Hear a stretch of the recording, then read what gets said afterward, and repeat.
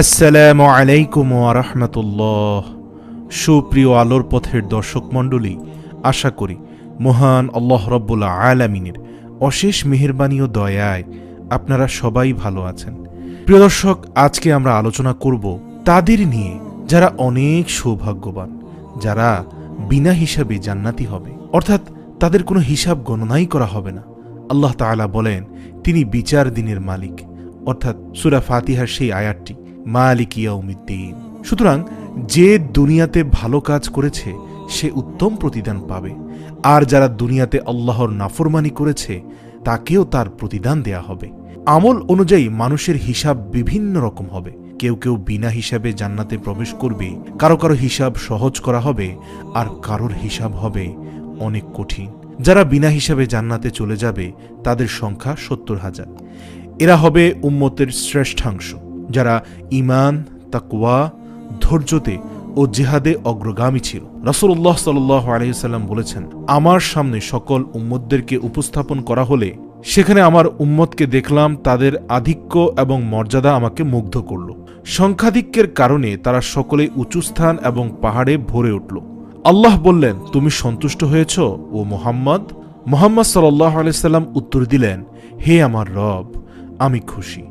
আল্লাহ বললেন, তাদের সঙ্গে আরও ৭০,০০০ বান্দা বিনা হিসাবে জান্নাতে প্রবেশ করবে, যারা চিকিৎসার জন্য ঝাড়ফুঁক গ্রহণ করত না এবং আরোগ্য লাভের আশায় দেহ দগ্ধ করত না।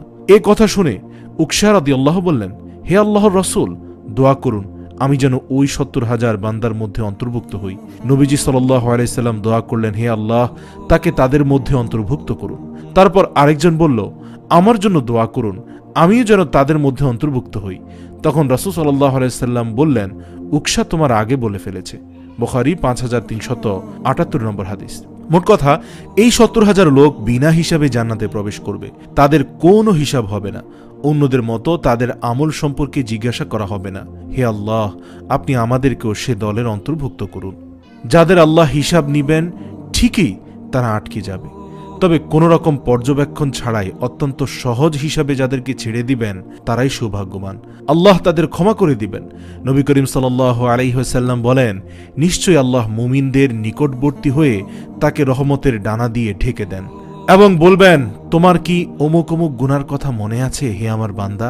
তখন সে লজ্জিত হয়ে বলবে, হে আমার প্রতিপালক, আমি অন্যায় করেছি। শেষ পর্যন্ত যখন সকল গুনাহের স্বীকারোক্তি দিবে, মনে মনে ভাববে সে বোধহয় ধ্বংস হয়ে গেছে। তখন আল্লাহ বলবেন, দুনিয়াতে তোমার এই অপরাধগুলো আমি গোপন রেখেছিলাম, আর আজ আমি সেগুলো ক্ষমা করে দিলাম। সুবহানাল্লাহ। তারপর তাকে পুণ্যের আমলনামায় দেওয়া হবে। বুখারী ২৩০৯ নম্বর হাদিস। এই জন্য উচিত আমাদের বেশি করে দোয়া করা। আয়েশা রাদিয়াল্লাহু বলেন, আমি নবী করিম সাল্লাল্লাহু আলাইহি ওয়াসাল্লামকে কোন সালাতের মধ্যে এই দোয়া পড়তে শুনেছি, হে আল্লাহ, আমার হিসাব সহজ করে নিও।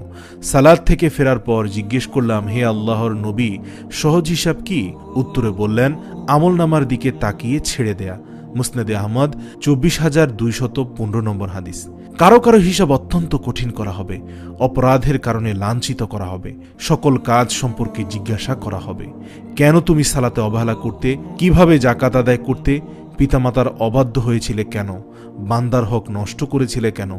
এসব প্রশ্ন যাদেরকে করা হবে তাদের শাস্তির সম্মুখীন করা হবে। নবী করিম সাল্লাল্লাহু আলাইহি ওয়াসাল্লাম বলেন, কিয়ামতের দিন যাকেই হিসাবের সম্মুখীন করা হবে তাকেই শাস্তি দেয়া হবে।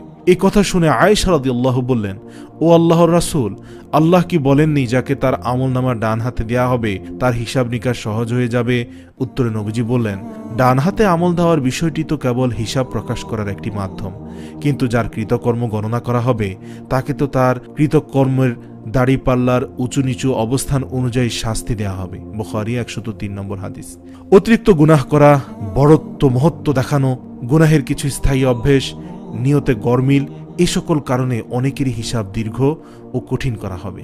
আবু হুরায়রা রাদিয়াল্লাহু বলেন, আমি রাসূলুল্লাহ সাল্লাল্লাহু আলাইহি ওয়াসাল্লামকে বলতে শুনেছি, কিয়ামতের দিন যার বিচার সর্বপ্রথম করা হবে সে হলো শহীদ। তাকে আনা হবে, তারপর তাকে আল্লাহর নিয়ামত রাজি জানানো হবে, সে তা স্বীকার করবে।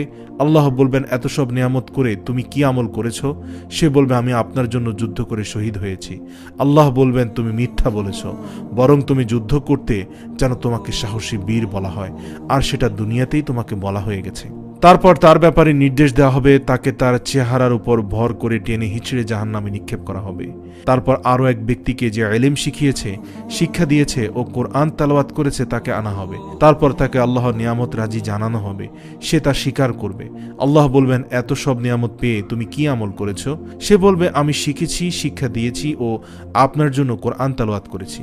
আল্লাহ বলবেন, তুমি মিথ্যা বলছো।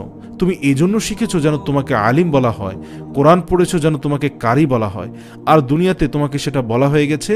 তারপর তার ব্যাপারে নির্দেশ দেওয়া হবে, তাকে চেহারার উপর ভর করে টেনে হিচড়ে জাহান্নামে নিক্ষেপ করা হবে। তারপর আরও এক ব্যক্তি যাকে আল্লাহ তাআলা সচ্ছলতা দিয়েছেন ও সকল প্রকার সম্পদ দান করেছেন তাকে আনা হবে। তাকে আল্লাহর নিয়ামত রাজি জানানো হবে, সে তা স্বীকার করবে। আল্লাহ বলবেন, তুমি এত নিয়ামত পেয়ে কি আমল করেছো? সে বলবে, যত খাতে আপনি দান করতে বলেছিলেন আমি আপনার সন্তুষ্টি লাভের উদ্দেশ্যে সে সকল খাতে দান করেছি। আল্লাহ বলবেন, তুমি মিথ্যা বলেছ, বরং তুমি এজন্য দান করতে যে মানুষ যেন তোমাকে দানবীর বলে। দুনিয়াতে তো তোমাকে দানবীর বলা হয়েছে, এখন তোমার কৃতকর্মের সাজা স্বরূপ জাহান্নামে চলে যাও। তাকেও তার চেহারার উপর ভর করে টেনে হিচড়ে জাহান্নামে নিক্ষেপ করা হবে। হাদিসে কুদসিতে রয়েছে, এই হাদিসের ব্যাখ্যা আপনার আমার চেয়ে ভালো বুঝবেন। শুধুমাত্র একদল মুমিনকে আল্লাহ তাআলা হিসাবের ঊর্ধ্বে রাখবেন, বিনা হিসাবে তাদেরকে জান্নাতি করবেন। ভিডিওর শুরুতে আমি বলেছিলাম, আল্লাহর কাছে বেশি বেশি প্রার্থনা করুন যাতে আল্লাহ তাআলা আমাদেরকে তাদের মধ্যে অন্তর্ভুক্ত করেন। আর যেসব মুমিন সম্পর্কে রাসূল সাল্লাল্লাহু আলাইহি ওয়াসাল্লাম বলেন, আমার উম্মত থেকে ৭০,০০০ লোক বিনা হিসাবে জান্নাতে প্রবেশ করবে, তারা হলো ওইসব লোক যারা চিকিৎসার উদ্দেশ্যে অন্যের কাছ থেকে ঝাড়ফুঁক চাইত না, কিছু দেখে শুনে বা শুকে তাকে অশুভ লক্ষণ মনে করত না, কেবল প্রতিপালকের উপরই ভরসা করত। বুখারী ৬১০৭ নম্বর হাদিস।